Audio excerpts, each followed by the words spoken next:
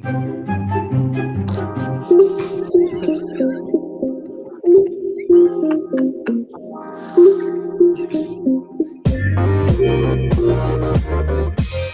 to the Wolverine Digest podcast, the best spot for objective and authentic coverage of Michigan athletics. If you want open dialogue, honest opinions, and in-depth coverage of the maize and blue, this is the podcast for you. And now, here's your host, Brandon Brown. Well, nothing like fat finger in the wrong button to get the podcast started. Played the wrong music there after practicing 3 or 4 times. But welcome back to everybody. As you can see, we are a thinned out cast tonight. Just myself, Nick, and Dan. Eric's a little under the weather, so speedy recovery to Eric. He's just feeling a little sick. And I don't know, Scotty's in Minnesota somewhere. Apparently, he's partying with JJ McCarthy. Dan thinks that's what Dan thinks. I think that's what's going on. Yeah, he's running around with JJ. He says he can't get his podcast, he can't get his internet working. But I don't know if we're buying that or not. But it just reminded me though. Actually, the button that I hit on accident. The old TFG music, wasn't it? This guy was everybody's favorite segment. This guy. I heard it. That's immediately I thought of that. Yeah. So we probably have to bring that back. That we could certainly do that. I mean, it's kind of it was always more towards like an in-season thing, but people are doing dumb shit all the time. We can bring that back anytime. Oh. Probably should do that for next week, but I don't have anything planned, and we got a pretty busy show. A huge chunk of what we were going to talk about, I almost skipped right over. So we're going to start with the NFL draft. I mean, this is one of the things we've talked about before. Chris and I used to talk about it a lot. Like when Michigan players leave Michigan and go on to the pros, and I think I asked you guys about this in preparation for the draft. Like, how much do you pay attention to them? Do you really care? I know for sure, Nick and I, we talked about being big Lions fans, and now we've got J.J. McCarthy with the Vikings. So Aiden Hutchinson's going to be trying to smack J.J. around twice a year for however many years. That's kind of cool. And then you just you look at a couple guys going to the Chargers, getting to play for Harbaugh. That's obviously pretty cool. And then you start to think about how some of these other guys fit in with the teams that they went to. And it just, I mean, dude, first of all, 13 Wolverines drafted, ties a program record. And then, Dan, what was the number? It was 19 overall? 19. Yeah, 19. 6 undrafted free agents get signed and picked up by other places as well. So over half the NFL, Dan said before we get trying to figure it out. Half, or what is that? That's right at half. Yeah, 16 out of 32. Half the NFL will have Michigan Wolverines, national championship Michigan Wolverines. That's right. In their camp. That's right. So 16 rookies, 16 teams will have Michigan rookies trying to make a roster. And, you look down the list, Michigan ended up having, so we'll start from the bottom and work our way up. Obviously, everybody knows about JJ going number 10 overall to the Vikings, but we'll start at the bottom. Michigan had 4 guys picked in the 7th round. I think once you get past round 4, so you got like your 5th, 6th, and 7th round guys, those are really your dudes who are like, they're going to have to scrap and fight to make a roster. That's kind of how they're graded. Typically, that's how the numbers shake out. Not all the time, but so the 4th, 7th round pick, guys, we'll go through these and kind of just give a quick, little synopsis on whether or not they have staying power in the NFL. So number 253 overall, the last Wolverine drafted was Cornelius Johnson going to the Chargers. First of all, does that give him a better chance? I mean, he's going to play for Harbaugh. Like, he's the 253rd pick. That's got to help a little bit, I think. 100%. I mean, why else would he take him? He must know, And they're thin at wide receiver now, aren't they? Yeah, very thin. Trade a lot of weight, yeah. Very thin. Got rid of Keenan Allen, got rid of Mike Williams. So, yeah, they're definitely thin at the position. And, again, Harbaugh knows exactly what he's getting with that guy. So, yeah, you wonder. 253rd overall, though. 252 right before him. Jalen Harrell goes to the Tennessee Titans, considered an edge, probably could play. Just a quick addition there. Remember 253 last year, right? That was Ronnie Bell. That was Ronnie Bell. There exact you go. Same pick, 253. Ronnie Bell, and he made some plays for the Niners. Returned some punts. Was a special team guy. Got in a little bit here and there. We'll see now. With the new kickoff and kick return and all that stuff, that kind of creates an avenue for some of these special team guys to carve something out. Mm-hmm. So we'll see how that looks. So Jalen Harrell to the Titans. I don't know much about the Titans roster. I've always liked Jalen Harrell quite a bit. I feel like that's, he's athletic. He's kind of one of those tweener guys a little bit. He's not your 280-pound end, but he's not a 220-pound, like, run a 4.4 linebacker either. sometimes those guys find the perfect fit in the perfect spot. And, I don't know. We'll see what that looks like. Who's even coaching the Titans now? That's something I don't even have at the top of my head. Let's see. Who is the Titans head coach? Titans head coach. Brian Callahan. Oh, geez. Younger than all of us. Cool. And who isn't these days, it seems looks like it. I mean, as soon as I saw his face, I'm like, that dude's like 15 years old.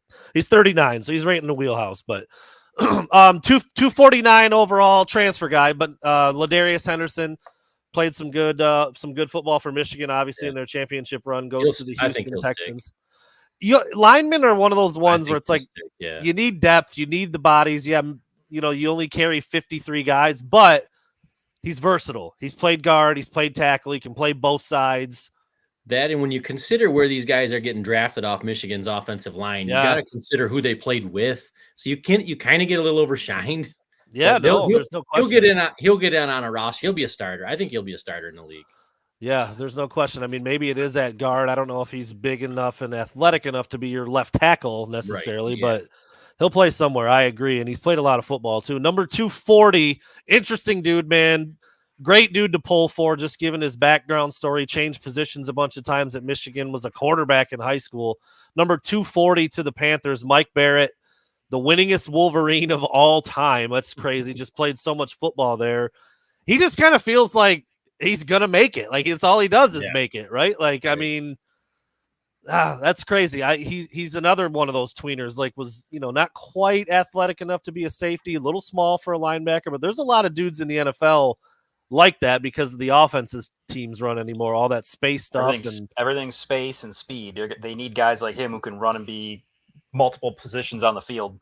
And he could be, he could be a special teams demon for 15 years to be just phenomenal there. So, yeah. And he's obviously, as we all know, he was a more than solid player on a national championship defense, top defense in a really, really talented position. Like that room was like full of studs. Yeah. So, the guy can play ball. Just kept finding a way to make plays. He couldn't take him out. I mean, he did everything. Exactly. And just to think like he was a dual threat quarterback in Georgia somewhere, and now he's playing linebacker for the Panthers. Crazy how he's changed things up at Michigan. The high school kids that had to tackle him.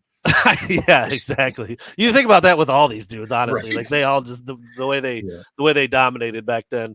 Okay, no picks in the 6th round for Michigan. 1 pick in the 5th round. That was Trevor Keegan to the Philadelphia Eagles.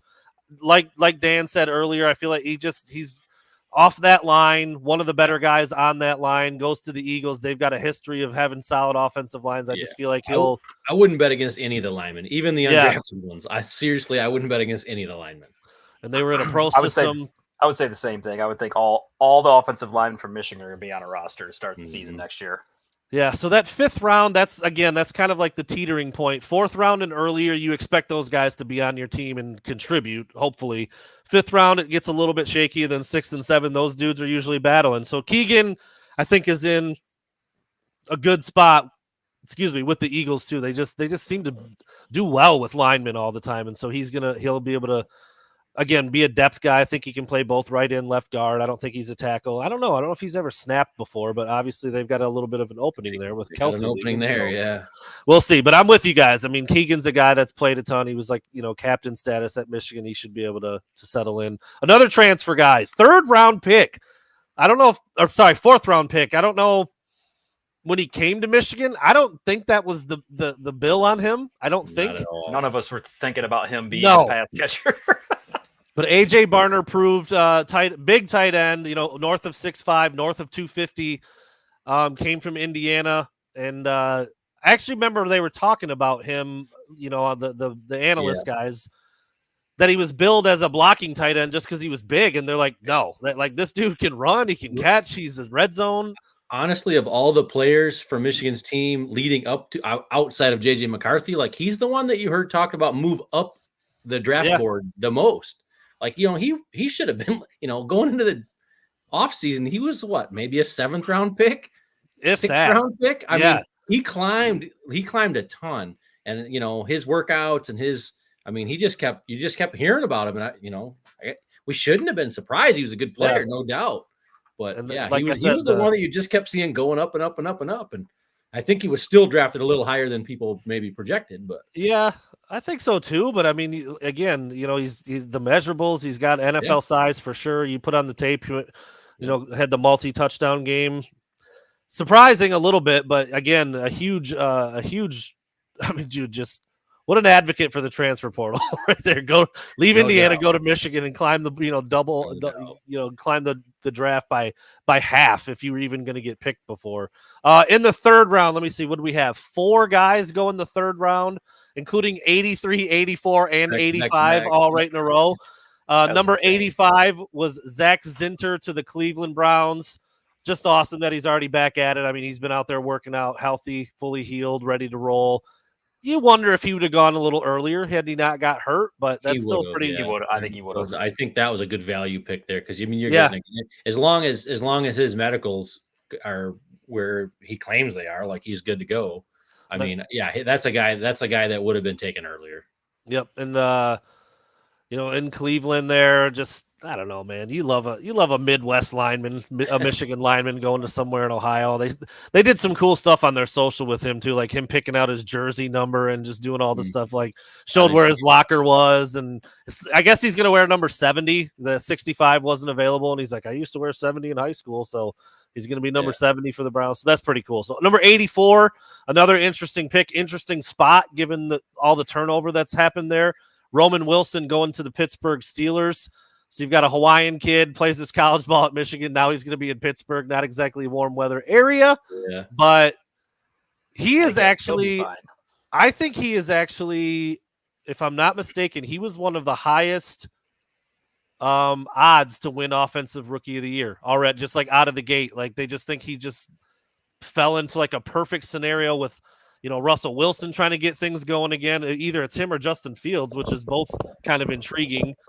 I don't know if he has the same athleticism, but you almost think back to what Antonio Brown did when he was in Pittsburgh. I mean, same kind of measurables, not a real big guy. He's going to be just quick out of the slot and every once in a while throw him a deep ball. I mean, dude, he might catch 80 balls or I don't Russell Wilson isn't the bomb it deep every time like he used to be. So yeah but he might be the biggest unknown off of this whole Michigan list because of how Michigan plays. Like who knows what he's capable of doing, Yeah, we don't play ball that way.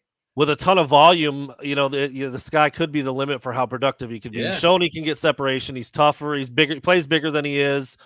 He's really fast. I mean, he had one of the faster times of Michigan's offensive players.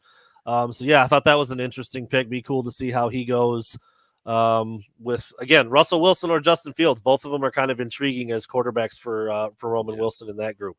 Number 83 overall, one Mr. Blake Corum goes to the Los Angeles Rams. It's funny. You can kind of almost say this about a lot of the Michigan guys. Like, just you can't bet against them. Like, I know running back is like, it's not what it once was. He's behind Kyron Williams, I guess, technically, as a rookie. But, dude, I feel like you could put Blake Corum on an NFL team and give him 25 carries today, and he'd be fine. I don't know if that's what he'll get there. I don't know how they'll plan to use him, but he's just such an easy dude to pull for, too. He's just got one of those bodies where I don't know that anybody's ever really going to hit him square. I know. He's slippery. Like he'll go up the middle, but no one ever really gets a good lick on him. Like he makes quick moves, quick cuts, and just kind of slips through. I don't know. He could be, like you said, someone that you rely on, and he's going to get you 3, 4, or 5 yards of carry. I just, like I said, he's probably technically behind Kyron Williams, and he had a really good year last year. But I feel like NFL, they're going to split. Just rotate them. You don't have a workhorse really anymore because otherwise you'll be done by the time you're 28. Yep. And Blake has carried the ball a lot in college. That's something that they look at with backs like that. He has had a pretty heavy workload, but knows for the end zone, obviously, can find the end zone, can pick up first downs, never goes backwards, like Nick said, never gets hit hard, doesn't seem to. I mean, the one, even when he got hurt, was more just like a glancing kind of, blow to his knee a couple seasons ago. So hopefully he can stay healthy.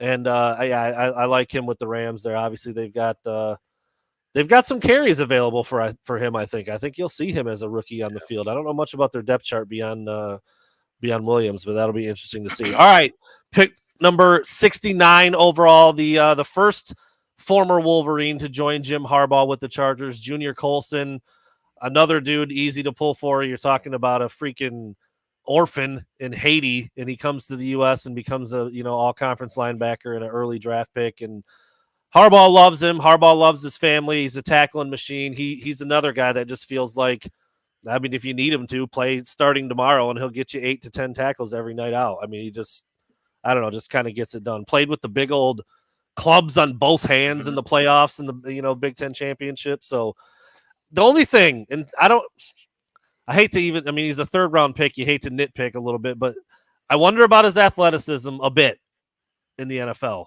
a little bit. I don't know if he's not as quick or as fast as some linebackers, but I don't know, man. He just feels like another one of these guys that just will get it done. A lot of these Michigan players feel that way. You don't take him in the third round if you don't think he can get it done. Yeah, there's no doubt. And certainly Harbaugh singing the victors when showing his jacket, opens up his jacket. It's got all lined with the Michigan stuff in there. All right, now we're to the big money picks, rounds 2 and 1. He became one of my favorite Wolverines of all time doing this job. Covered him a little bit coming out of high school. Never met him in person out of high school. He was up in, I think, Massachusetts. Not the most recruited dude in the world, but Mikey Sainristil, man, number 50 overall to the Washington Commanders leading up to the draft. Nick Saban said he might be the best player in the draft, pound for pound. Just can do it all. He's going to be a nickel. He's not going to be your outside boundary corner. Just follow guys around. He's going to blitz. He's going to tackle. He's going to make play. Dude, I mean, everybody loves him. I mean, you can't not love Mike Sainristil, and he made some huge plays for Michigan during his career. Talk about another feather in the cap for Michigan in their development. Comes out of high school, lightly recruited, plays receiver, moves over to DB, becomes a second-round pick. Yeah, man, just it was a lot of fun to watch Mikey.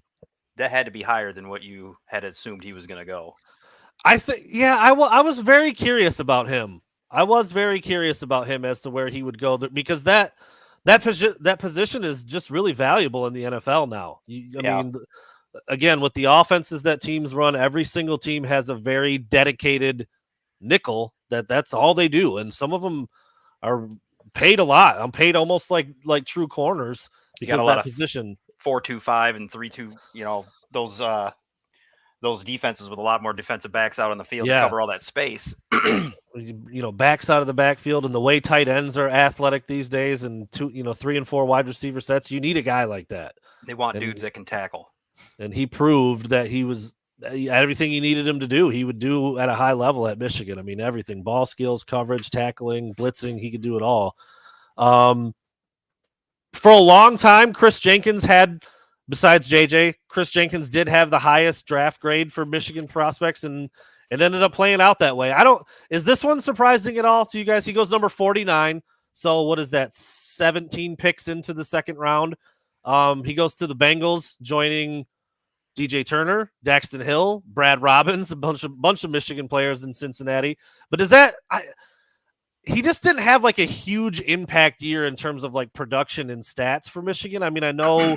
If you put the tape on and watch it with Harbaugh, the D-line coach, they'd probably point out all the super valuable stuff that he did. But I don't know. When he was the next name called, I was a little bit surprised. Like you said, though, you watch the film.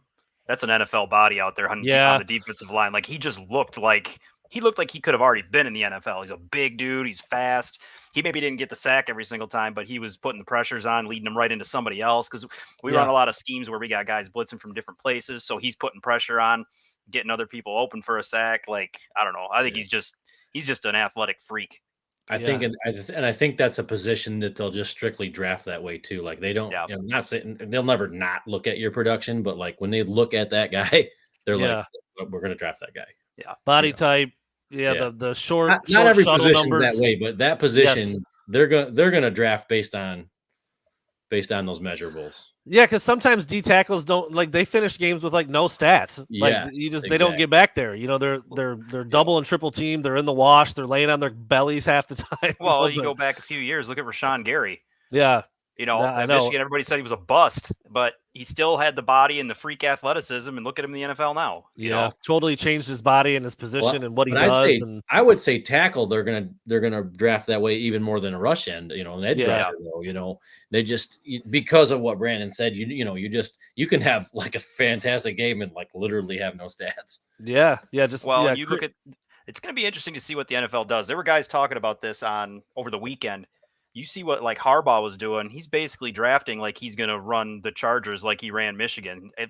You got a lot of teams where their defensive lines are small, and then you get these teams, like even the Lions. You got a big, beefy offensive line. Good luck stopping them. It's just going to be interesting to see what the NFL does. Like it's going to kind of teeter back and forth. I don't know if the run game's going to become more of a thing now. I'm not really sure. It doesn't sell tickets, I don't think, but it's one of those things that if Jim has his way, they will. Yeah, it's going to be intriguing. Well, they say it all the time, and unfortunately, fellas, we're getting old enough now to see it. But the NFL is cyclical, so you go to smash mouth to wide open. Now maybe it's swinging back a little bit to being more about ground and pound. And I mean, Harbaugh certainly showed that it worked in college because there were no offenses like Michigan's, like where nobody else is running the ball 30 times in a row. None. Nobody's doing that.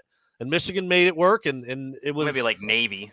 I don't even know if they had a streak that long, honestly. I feel like we should probably look that up. But yes, to your point, the triple option teams maybe would run it that much. But it's the reason why Michigan was able to turn the tides against Ohio State. Just built for a different goal, and Ohio State couldn't match up with it, couldn't stop them. So anyway, did you guys see that clip, by the way, of Micah Parsons making fun of C.J. Stroud? Hilarious. C.J. Stroud, they were talking about they showed C.J. Stroud's like offensive weapons that he had when it was like Chris Olave and Garrett Wilson, like 5 dudes who are like stars in the NFL. And Parsons is like, you guys didn't win you guys didn't even win a Big Ten title. He's like, you couldn't stop the run. Couldn't stop the run. That was your problem. Like they were just dogging each other, and like the whole time you're sitting there thinking like Michigan did that. Michigan did that to them, and that's the whole reason why it was really good back and forth. I think they actually. Either it was just this week because of the draft stuff was going on, or they may actually have a podcast together, and it is like good. It's so good. They're just young and they're kind of ripping on each other, but they're both so smart and so good at their positions. Like it was pretty good content. Anyway, but that part was cool because it was clearly because of Michigan was why they didn't win the Big Ten and didn't make it to the title game. And I don't know, it was pretty neat to see. And then last but certainly not least, young JJ McCarthy goes 10 overall to the Vikings. I think that's where we talked about thinking he was going to go. Most people thought that would be the best spot. One spot earlier so they could keep the Broncos or the Raiders or whoever else from jumping up there and getting him at number 10. Once the was it the Falcons, right? They took Penix at 8. That one surprised me. That one surprised a lot of people. And then once that happened, you were like, okay, well, that's, clearly the Vikings guy to lose, and JJ does go to Minnesota. And now, again, if you're a Lions fan, it's cool and not cool at the same time. You hope he's not good against the Lions, but obviously you want him to be good if you're a Michigan fan. And he's in a good spot, man. He's got Justin Jefferson. He's got Jordan Addison. He's got newly added Aaron Jones from the Packers. He's got former Lion TJ Hawkinson, a pretty good O-line, a good defense. Like he's set up pretty well to be in that mix for Rookie of the Year as well. I think that's what it was. I think number 1 odds was Caleb Williams just because he's 100% going to be the guy right out of the gate. He's got pretty good weapons too. And then JJ was second, and then Roman Wilson was like 3rd or 4th, which I thought was surprising for Offensive Rookie of the Year. So it'll be interesting to see how that goes. First, let's just before we put a bow on the draft. Do you guys think JJ is the starter for this first game of the year? They say it's going to be Darnold right now. I was just wondering that same thing. I don't think he should. Yeah? Okay. But, it's how the NFL works now. Yes. So. He'll be the starter by game 5. Correct. Yeah. You set him up for more success if you let Darnold screw it up first. I would. You're not winning anything next year, right? Yeah, that's. I wouldn't start him next year. You might. But they're gonna. I mean, he'll be the starter by game 5. It won't go past game 5. Suddenly the NFC North is the best division in football because all 4 teams can beat just about anybody on a given day. There's no crap team in that conference anymore, that division anymore. So, what happens with the Vikings? And I guess, the Bears still, Say we don't know if the Bears are going to be. They don't know if the Bears are going to be good. They look better. They look much, much better on paper. I'll say that. But it still is a rookie quarterback with some new pieces. And unfortunately, my sister and her family, her husband and their family are Bears. They still have Matt Eberflus, and he's a dink. So we'll see how that ends up looking. But pretty cool to see these dudes go on to the pros again. I've known some of these guys since I have pictures in my phone of JJ looking like he's in 4th grade. It's wild, dude. Now he's a top 10 overall pick and going to the Vikings, and so that's pretty neat. So there you go, a bow on the mission. Oh, does anybody have the undrafted guys handy? I know we talked about them before we started, but I didn't. I've got them here. The big one there is James Turner to the Lions. Yeah, James Turner, kicker to the Lions. He could win that job. I know he probably should. Could absolutely win that job. I think Carson Barnhart went to the Chargers, did he not? Yep. And Drake Nugent to the Niners. Nugent Trente to the Jones Niners. to the Packers. Ooh, Josh Wallace to the Rams. Braden McGregor to the Jets. Braden McGregor to the Jets. So 6 guys undrafted free agent contracts. So 19 Wolverines overall on 16 different teams, as we said. So that's obviously pretty big. I know they put the graphic up the Michigan football program did. There were 13 players drafted from Michigan, which was like triple the amount of, what was it, Dan? 8 other teams combined. Yeah, 8 other Big Ten teams combined, yeah. So, that's what it looks like when you win a national title. You put a lot of dudes in the league, and now there's a lot of rebuilding for 2024, and we'll certainly get into that over the next handful of months here. Well, you had dudes that stayed. Yeah. Yeah, instead of spreading it out over 2 or 3 years, you had a bigger clump of them. I mean, we had 9 guys drafted and 2 unsigned last year. Yeah. Pretty big crop last year too. It was 5 and 6 the year before that. 5 drafted, 6 undrafted signed. Well, you brought up the good point, Brandon. How many of the guys that got drafted were transfers that came in, played 1 season for us, and got that Michigan name to them, and then boom, you're in the draft. There were a handful of those each of the last few years. Yeah, I mean, a couple guys that transferred in and made a name for themselves and played on a bigger stage, got noticed, had a lot of success, and that helps your draft stock for sure, no doubt about it. So there's the NFL, the newest NFL Wolverines. Obviously, people will be keeping an eye on those guys. JJ McCarthy, the most, because he's in the same division as the Lions, and was the highest pick and kind of the gold. He's kind of the poster boy for what Michigan has done. I mean, fairly or unfairly. I mean, he is the quarterback. Didn't have to do some of the things that some quarterbacks do, but still, he was the guy. What was his record? 27-1 as a starter. Yeah, so we'll see how his career ends up going compared to those other. Was it Jaden Daniels went to the Commanders, Drake May to the Patriots, Caleb Williams obviously to the Bears, Penix to the Falcons. Penix is going to be like 30 by the time he ever gets. I know, he's already 26. That's wild. That's why that pick blew my mind. Like, he's old and injury prone. I mean, obviously he has talent. I mean, you could see that. Those were the 4 guys ahead of JJ, right? Caleb Williams, Jaden Daniels, Drake May, and Penix. So those are your 4 who JJ will kind of always be compared against and looked at in the top 10. And then there wasn't another quarterback taken for 4 rounds or something. It was ridiculous. Yeah, Bo Nix went not long after JJ, but then 12? I think that was it. Yeah, Denver? Yeah, yep. And then pretty big gap after that. So there you go, dudes. Dusty May just continues to do his thing. Michigan's basketball roster, I'm going to throw this up. It's going to cover half of our faces a little bit here for a second. No one wants to see us anyway. You don't need to see us. Just listen to what we're saying if you want to. Dan's still visible down there. So this is the scholarship chart heading into 2024-25 season. I know it's a little bit small for those watching on a phone. It might be a little tricky, but the red block are your seniors running out of eligibility. Gold or yellow color would be your juniors. Only 1 sophomore on the team. That's the Alabama transfer, Sam Walters, and then the 3-man freshman class that will be true freshmen when the season gets going. Darrell Brooks, who's been committed for a while, Lorenzo Cason, who followed Dusty May from FAU with his commitment, and then Justin Pippen, son of Scotty, who committed to the Wolverines just a couple weeks ago. So the big news is that Michigan did end up landing Vlad Golden, the 7'1", 250-pound center from FAU. He averaged 16 points and 7 boards. I mean, that's pretty good production. And he was also 67% from the field, which was the 3rd best in all of the country. So when you look at that list, guys, I mean, again, I know the names are kind of small. And Damari Burnett also confirmed that he will be back. So that's a guarantee now. He was kind of up in the air still and hadn't decided what he was going to do. Jace Howard's still in that boat. I don't know. He's in kind of a weird situation. Obviously, his dad's fired. So, like, do you leave or do you just finish out your career at Michigan? He's not an NBA guy, so it's just one of those things. Find out what he really wants. But when you look at that list, is that and they do still have room for one more scholarship player, however they decide to do that, or maybe they just roll with 12 because the portal is getting thinner and thinner and people are starting to make their decisions. Janelle Davis, the number 1 overall portal target, committed to Arkansas last night for a cool $1 million.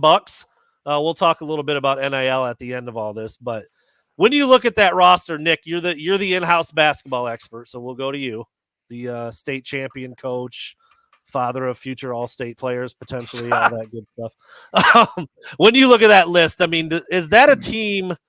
And again, I haven't seen Reuben Jones play. I read about him. I've seen a highlight clip of Trey Donaldson here and there. Same thing with Danny Wolf. But when you look at that list, that roster of guys, can that roster compete in the Big Ten? Can they be a top 2, 3, 4 team in the Big Ten in year 1 under Dusty May? Yeah, they could. It's like you said, a lot of these guys, like, I'm looking at their names and going, I don't know what that guy's got.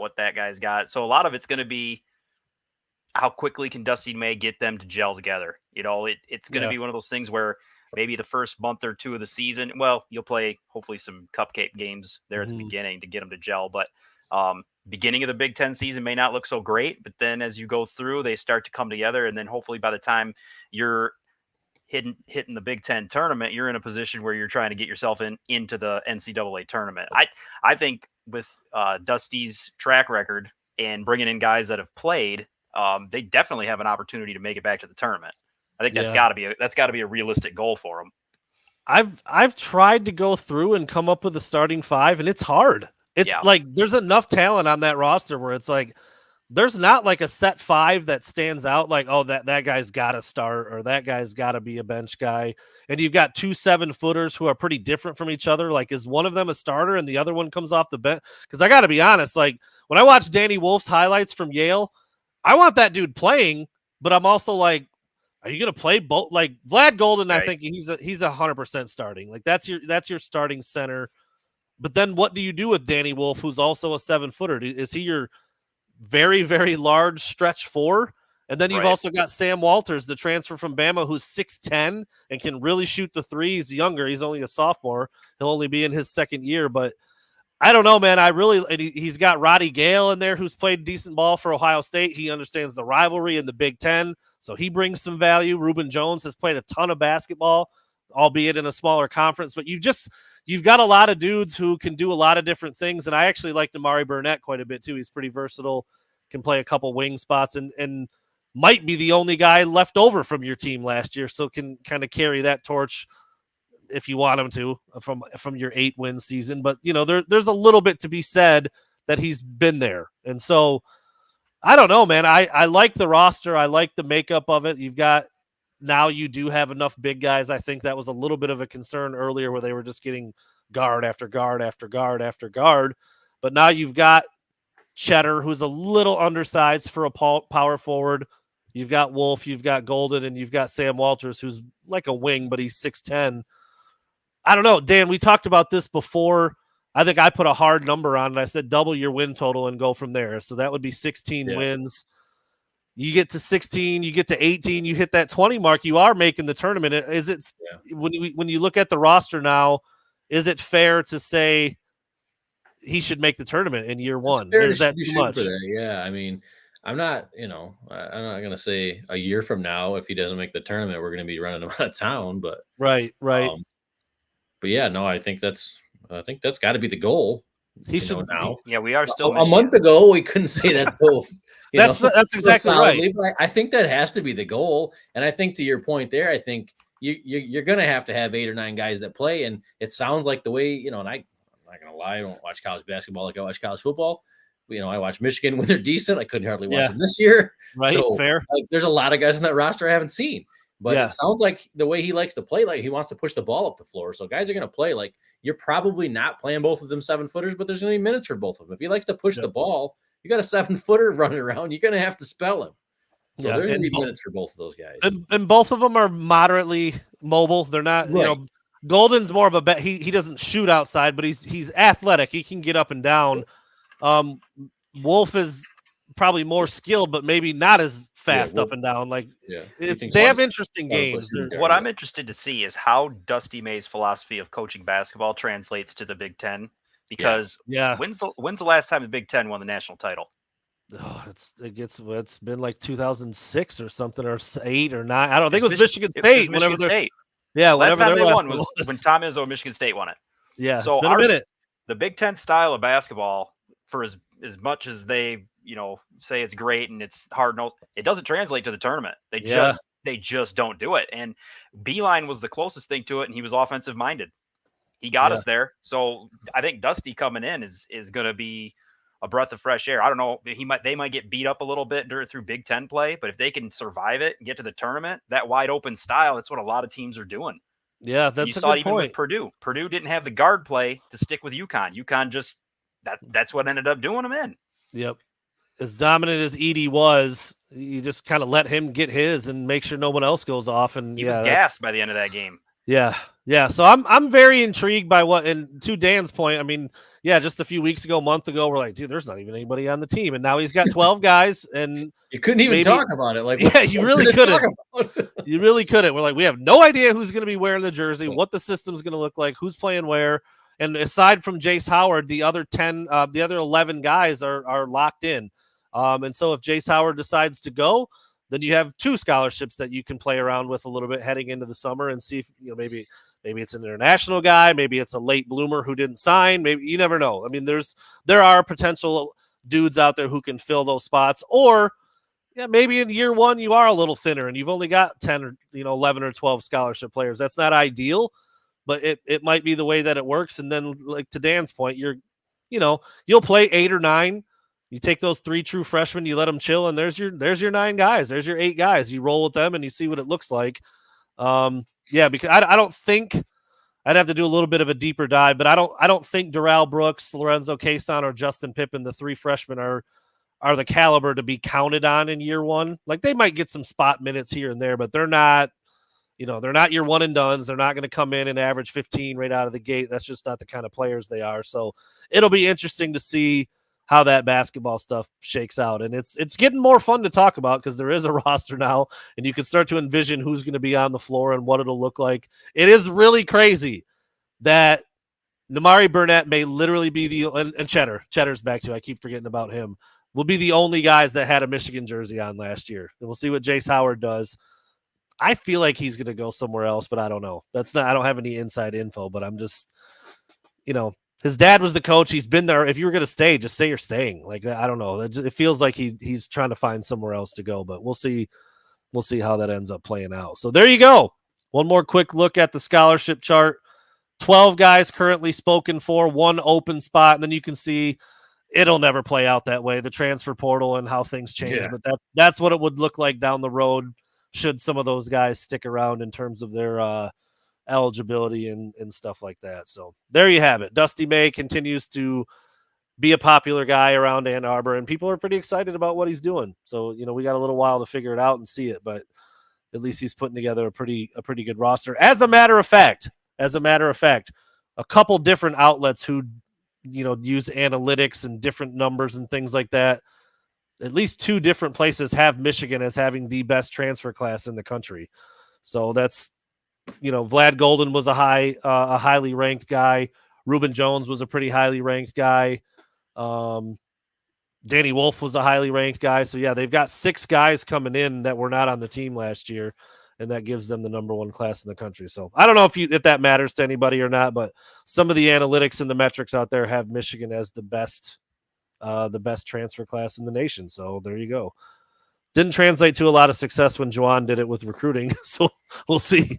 Hopefully Dusty can do a little bit with these transfer guys. All right. Football. We should do some football, more football moving forward, football stuff. Did you want to talk about the NIL dude that got the the guy that Arkansas took from us. Yeah, I Armill. mentioned him very briefly, but Janelle Davis was the number 1 overall prospect in the transfer portal. Played for Dusty May at FAU. Going to play for Coach Cal. I hate Calipari. I just feel like he doesn't even win. He just takes the best players and screws other people over and doesn't even win. Yeah. Why he's not at Kentucky anymore? Right. Did he win one at Kentucky?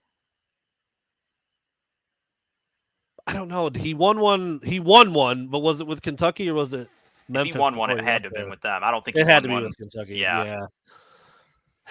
Dude. I mean, that's a guy. That guy would have been like your day one locked in best player for Michigan. He goes to Arkansas because he gets $1 million and no one cares. I mean, Fayetteville, Arkansas. Come on, man. I don't blame the kid, but I know the way the whole system is it's just depressing. Yeah, it is. It is depressing. That's what we're going to close with, actually. We're going to close with the most depressing topic of the night, the NIL world and what it means for Michigan sports. That should be fun. Is it Fayetteville? Is that where Arkansas is? I believe so. Yeah. I've never been to Fayetteville, but I know it's not as cool as Ann Arbor. That speaks volumes. Yeah, there you go.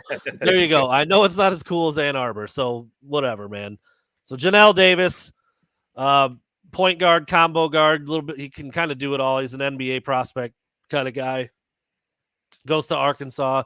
Michigan was in the mix because of Dusty May, but was never really in the mix. He was looking at bigger programs that were ready to shell him out a bunch of money. I mean, that's really what his list was. I mean, Michigan was on there because of Dusty May, but he was never coming. And that sucks. I mean, that sucks when like, well, we can't get that guy just because he's looking for a bag. And now you can say that openly because they really are. They're really looking for money and everybody knows it. It used to be at least before you just had to accuse people of it. Now it's just like, that's what it is. And if you're going to be involved or not. So anyway, I guess one guy who doesn't need a bag of money, CJ Charleston, a wide receiver from Youngstown State, committed to Michigan earlier today. I don't know, man. Not much of a needle mover. He's 6 foot, 190 pounds. He looks a little bit bigger than like the Tyler Morrises and Samaj Morgans of the world, but not much. And he's been at Youngstown State for 5 years, but he's had a redshirt year, a COVID year, and an Achilles injury year. So he's been there for a while, but he still has eligibility left. And I don't know. Last year he had 33 catches for 503 yards and 4 touchdowns. How much does that move the needle for you guys? And what does this do for Michigan's receiver room? I mean, there's more of the same guy in it. Yeah, that's what it feels like, man. Bunch of 6 foot, 6'1", 5'11" dudes who probably run similar speeds. So the question is going to be, what are his on field what's his route running like? What are his hands like? If he can be a dependable guy who, we'll see. He's played some football. So the fact that you can get him says he couldn't get a bag of money, and that says enough about him right there. Probably, that's right? Probably a fair point. In today's world, it's like, okay, he's coming here because he can't get money somewhere else, and he obviously isn't like you said, he's not going to move the needle a lot. I didn't write this, but this is what was written about him. He was the third option for Youngstown State in terms of downfield targets last year. So that's Youngstown State. That's not coming from Bama. That's not coming from Tennessee or US. I just don't know what he really does to the room. I mean, I'm not hating on the kid out of the gate, and I hope he does great, and maybe he'll be more productive than we ever imagined. But to Nick's point, to Dan's point, he probably wasn't super coveted. He's not that different than anybody already on the roster, and he wasn't even overly productive at Youngstown State. And you just wonder, what exactly the plan is for him. I think all three of us think Michigan, they need a bigger dude. They need a big, outside guy to go with some of these smaller guys. And maybe they think they have it on the roster already. I'm not sure who that would be, but I don't see it. And, it comes back to what we've talked about before, though. If you're Michigan and you play the way you play and you want to lack somewhere, it's probably okay to lack at receiver because you don't really use them that much anyway. Well, that's why you lack at receiver. yeah. It's kind of that which is first. Like if you had a guy like Marvin Harrison Jr., you'd probably be apt to throw it a little bit more. but you're not going to get a guy like Marvin Harrison Jr. because you don't throw it enough. It's like, how do you fix it? I don't know. But I wrote something in. Just takes one. We need one guy to have that. Just take a leap of faith. That is true. And unfortunately, like what we've talked about, the NIL stuff and the approach and the way they play, like it just takes one, but they don't want to. They don't. We've got to change, like you said, we've got to change our approach with NIL. We got to be able to go out there and talk to a 6'3" dude and say, hey, come over here to the Maize and Blue. Here's a little deal for you. Yeah. Here's $300,000. We're gonna throw you the ball. Yeah, here's $300,000. Now go suit up. And I just really feel this is what we were gonna close with. Well, it kind of all this stuff kind of wraps up together.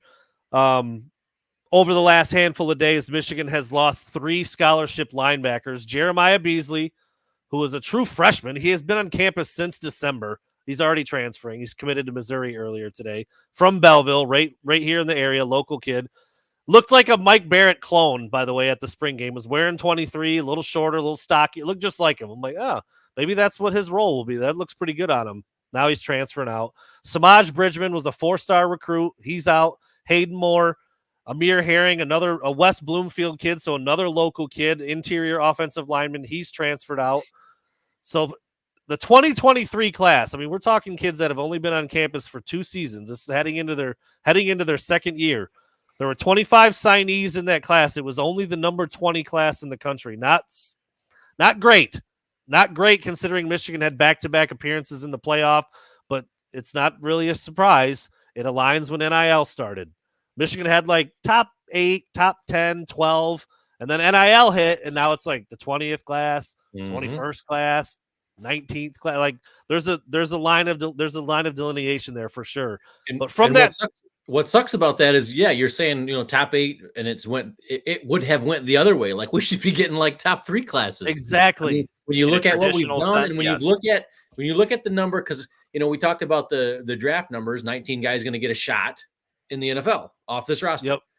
I was interested to see over the last couple of years, and including the drafted guys and the undrafted guys who signed with teams. And I don't know who all stuck around. I didn't research into it that far, but it was 11 each of the last 2 years. So you got 19. Well, kids should be looking at that going. That it used to be like, who can get me to the league? Now it's like, who can pay me now until maybe I can have a shot. It doesn't matter because you can transfer any. You don't got to worry about being on a team that can get you to the league until your senior year. Yeah, they were making more money than Brock Purdy last year in college. So we should have upped that, being 6, 7, 8 right in there up to, we should be top 3 right now with what we've done. And we're not gonna, we're going to be 20th again, probably. Until the other way. Until they change NIL to where you're signing these kids to actual like contracts. Yeah. And paying them for X amount of years that you're going to be at our school. It's all going to get real weird. It's going to be, I don't know. It'll be weird even then. Like, that'll be weird too. It will. But scholarships will go. Scholarships will go away. Classes won't even be a thing anymore. Like all that stuff. No. Yeah. Well, that's interesting, Douglas. I just searched it, and it is true. Omarion Walker, who was a big time recruit, played receiver, played corner. I actually thought, like, when he started playing corner, I'm like, well, you put him on one side, you put Will Johnson on the other side. There's your 2 corners for the next 3 years. That's going to be, and then, he played a little bit here and there. He was hurt. He couldn't get on the field. And then he transferred to Ole Miss for a season. I don't think he did anything really there. And now he's back at Michigan. He just tweeted back like I never left. So interesting player because he has a background at receiver. And missed the national championship. Well, cool, dude. Nice year to miss. Yeah. Yeah. You're talking about an elite athlete, 6'4". Is he a corner or does he help you? Those are 2 positions in need. He can play both. Like, do you try to get him to play both, or what do you think? What's the best place for Omarion Walker as of today? And they'll probably give him a look at both. I'm sure they will. Defense, because they're not going to use him on offense. Well, there you go. That's probably the simplest answer. He's coming to take the spot Waller was going to be in. Yeah. Built a lot like Waller, a longer, bigger cornerback. Ralph. I think. Give him a shot at both. I mean, Dan's point is probably the better one. You need him. Defense is more important because you're not going to. What's he going to have? 18 grabs or something on the year, even if even offensively, you can throw him out there for 10 to 15 snaps a game. Just, do what you did with Charles Woodson. Those guys, throw them out there for a few just to take the top off the defense. I'll ask around a little bit and see if they know you're still not going to do it. Yeah, I will ask put them around. out there. They say, "Oh, why is this guy out here?" Then just do a handoff. If I'm an opposing defensive coordinator, I'm like, yeah, right. Go ahead. You're not good. I will ask around to see if I can get a hard answer on what side of the ball he'll be on, but need him at both spots.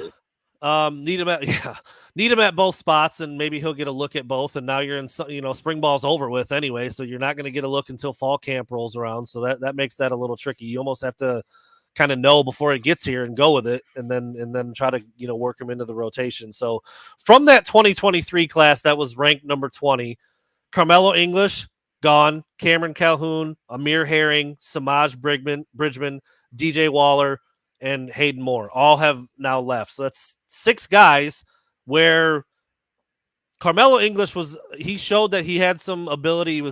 He's not much bigger than the other receivers, but a little bit. Fast guy. He certainly would have helped you this year. Cameron Calhoun was a young cornerback who was pushing for playing time, and DJ Waller might have been your starter, and they're just gone. And he goes to Kentucky, and these other guys are going to these other places. We've started talking about NIL a little bit. Is he switching to basketball then since he's going to Kentucky? Yeah, I know. Go to Kentucky, win 6 games. What's he going to do in Kentucky? Got paid more than he did at Michigan. That's what happened. Lose a lot of football games to better teams. That's what he's going to do. So we'll close with this kind of discussion, and we're all the old men yelling at the clouds nowadays about NIL, and you're changing my football, but it sucks, man. It really does suck because these players don't even does he even want to be at Kentucky? Probably not. They just gave him some money, and he like Dan, you're going to go there and lose a bunch of games.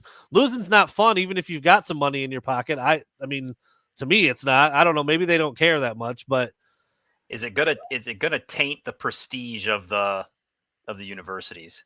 It used to be a thing, just like it was the fact that you were at Michigan or Alabama or Texas. Like now, if it's just who's getting me the most money, does it even matter where you're going? Like, are you a high school recruit right now saying I'm going Michigan no matter what because that's my team, and then all of a sudden, Kentucky or Kansas comes and says, "Hey, here's this." Oh, I'm going to Kansas.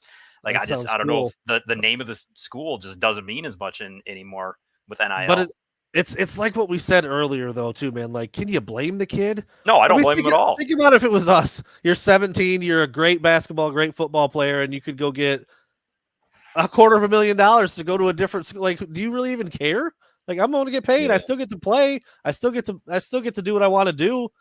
It's just it's really throwing a wrench into a lot of things. It's why you've seen some of the best coaches of our lives just walk away. Saban in basketball, Jay Wright, Beeline. I mean, these guys are like, I'm done with this, dude. I'm not doing this. I don't think any of us, or I don't think a lot of people out there think it's going to stay looking like this. It's going to evolve. It's going to change, and we don't know how. But even if it stayed like this, it would be interesting. It would be interesting to watch that play out over a decade or a decade and a half to see, like, to Nick's point there, like, does it change that, like all of a sudden, can a Kentucky become a powerhouse in football? And, it hasn't happened in this short period of time. Like, it hasn't moved. Like, look at A&M. Like, they bought a whole, big time class. That's true. What did it do for them? They didn't get it. It fell apart is what it did. Yeah. They didn't have what Michigan had this year. Didn't have a team. NIL really wasn't a thing yet. They were kind of doing it around the edges, weren't they? Well, I'm sure they were, but I just mean, quote unquote buying it. Wasn't that before NIL? Because I remember Saban going nuts about it. Even without getting into any of that, though, like, will it work?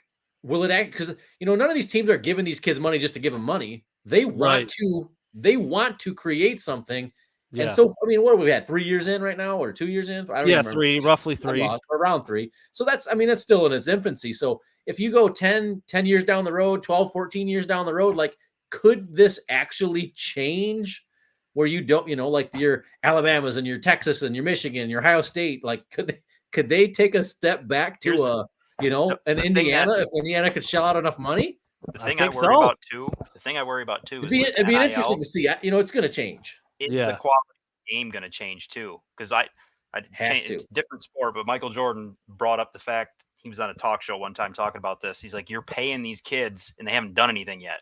Yeah, that's what I was going to get to your point about A&M, Nick. You're not supposed to pay to play, and they just were like, well, we're doing that. We're like, yeah, right. Once kids are at the school, you can give them whatever you want. However it comes about, shady, traceable, whatever. It's like the Wild West. No one cares. They're doing whatever. But you weren't supposed to be able to tell a high school recruit, correct, come here and get this, and they just did, and still nobody cared. And then they didn't. Now what? Everyone's doing it now. Yeah, now everybody seems to be doing it that way, and I think, in fact, some of the laws have changed where they legally can do it that way now. Like that's why, Quinn Ewers went to Ohio State for the year because in Ohio you could do it, got some money, and then left to go to Texas. Now, so all that has, to Dan's point, in 3 years, some of those things have already changed. Like you couldn't do it right out of high school, but now you can. Now there's agents involved. Now they just passed something where the schools themselves can actually be involved with deals. Like that wasn't a thing when it first started either. It was like, yeah, you can, you can go, negotiate your own deal. You can have I don't know if agents were allowed at first. I don't think they were either, but like, your parents or something, you could go out there and get you a deal, but the schools couldn't be involved. And now the schools can be involved and you can use their logos and you can use, it's like, it's changing so fast with no real, there's no governing body over it. It's just kind of happening however the hell it wants to happen. And Michigan is going to get left in the dust because they are not doing it. I don't know if they ever will. I really don't know if they ever will, because whether we like it or not, Nick is not wearing that T-shirt because Michigan has got high graduation rates. Okay, but that's how Michigan sees themselves. They're an academic institution first, and that's. I don't think that's ever going to go away. I mean, currently they're going to make the argument we just won a national championship. Yeah. What do we need to change for? Look what we did. Exactly. That's what I mean. That's the argument they're going to make right now. That's the argument that Ward Manuel would make right now, and that could be what gets him fired in 3 or 4 years. Yeah.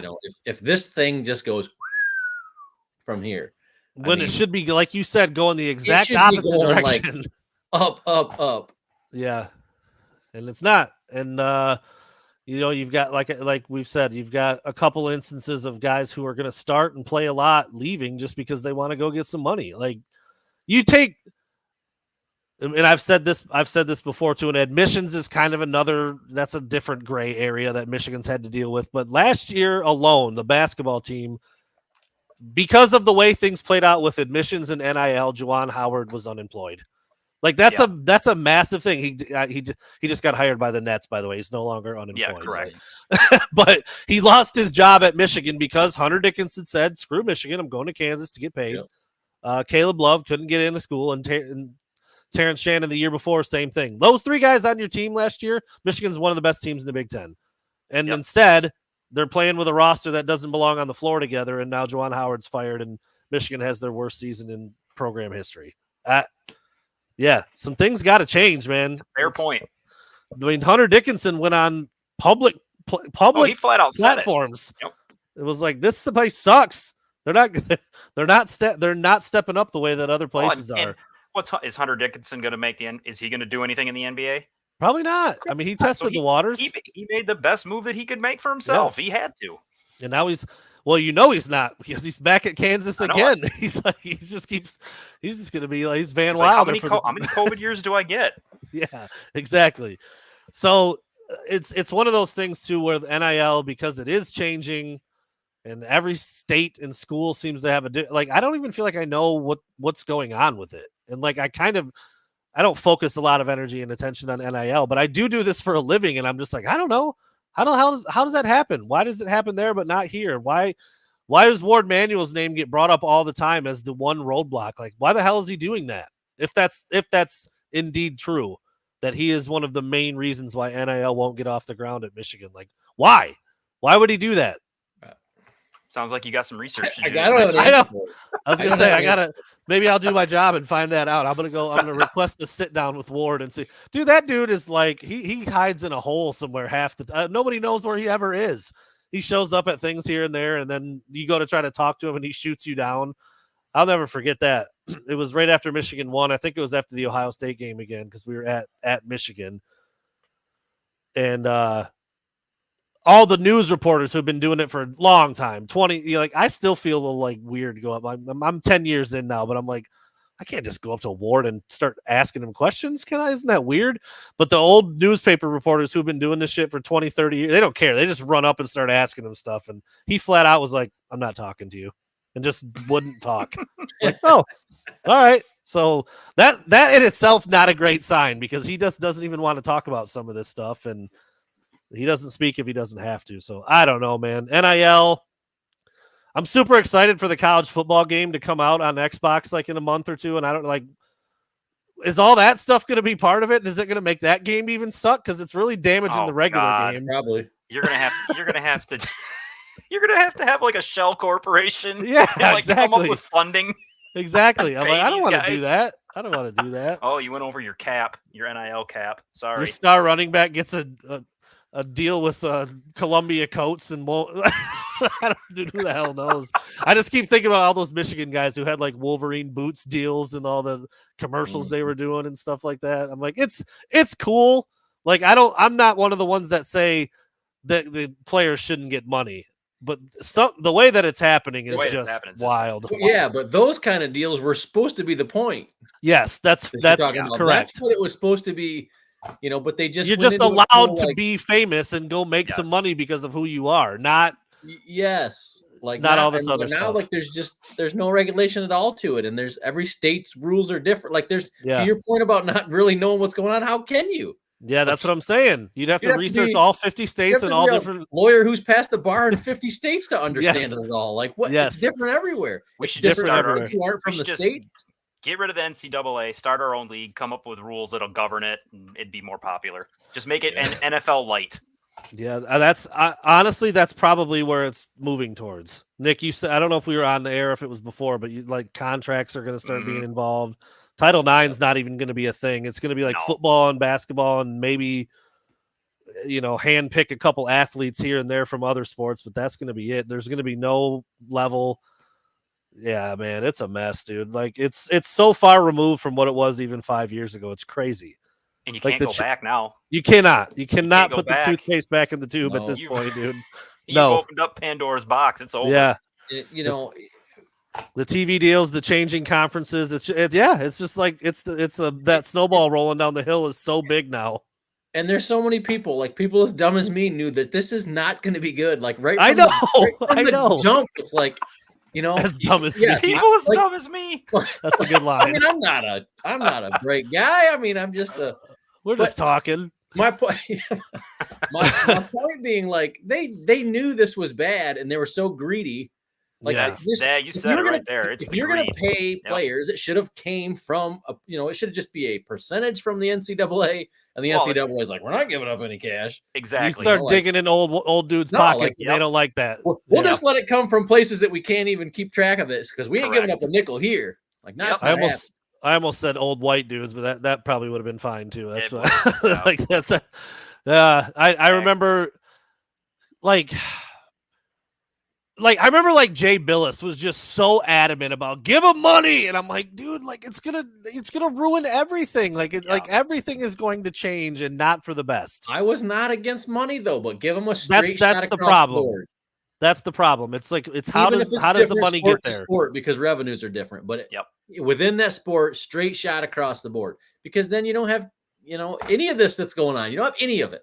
Yeah. I mean, I've never once. Do you have young kids out there getting in trouble because they got extra money now? You have that, but you don't have any of this that's going on. Yeah. Choosing schools and changing schools based on, it's just like unlimited free agency. It's so weird. Like, I mean, I'm glad Omarion Walker is back because he could help Michigan. But that's weird. He's at Michigan, goes to Ole Miss, right back to Michigan. Like, what the hell are we doing? And he's not. There's been plenty of guys who have done that. But start at a place, go somewhere else, come back, go somewhere else. Yep. I mean, you even see it like I forget who the kid was. I think it might have been a kid who just got drafted. Was at 4 different high schools and then 4 different colleges. 1 year at each place, all the way for the last 8. And you're just like, dude, that's it's becoming more and more common, and it's not good. It's not good. But I don't know. Is it going to get to a point where you guys won't watch it? My dad's there with basketball already. College basketball, he's like, I don't even care. I don't know who any of the guys are. They're on different teams every year. Honestly, college basketball until the tournament, I didn't watch much of it. Yeah, it's tough, man. Michigan it was is bad, and I was just like, I can't. Well, that I was busy too, watch but I'm just like, I can't do it. Yeah, it's definitely a different thing than it was even. Yeah, I mean, it's not like we're 90. Like this wasn't that long ago. It does change if they all of a sudden, if TV ratings start dropping and revenue starts dropping, something will change there. Because, like you said, don't mess with my money. Yeah, you start messing with the money, and that's when people get real upset. But I don't know. It's tough because I do think the players should get something, but the way that it's, like Dan said earlier, the way that it was designed is not how it's being used now, and it's already changed 10 times since then. And, oh boy, NIL. It was literally like you could see that they were like, we know this is going to be a problem, but we're going to do it anyway. Yeah, and unfortunately, Michigan is getting left in the dust because they're not doing it. Whether you like it or not, you got to do it.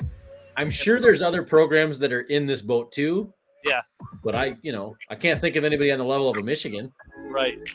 Yeah, no, I think that's true. So there you go. Three Amigos did a show tonight. We'll see if Eric's healthy next week. My dad, we might just have lost him for a month. I don't know. He's out in the boonies somewhere in Minnesota. He said he got kicked out 5 times in 15 minutes tonight. So I just can't even imagine what that looked like.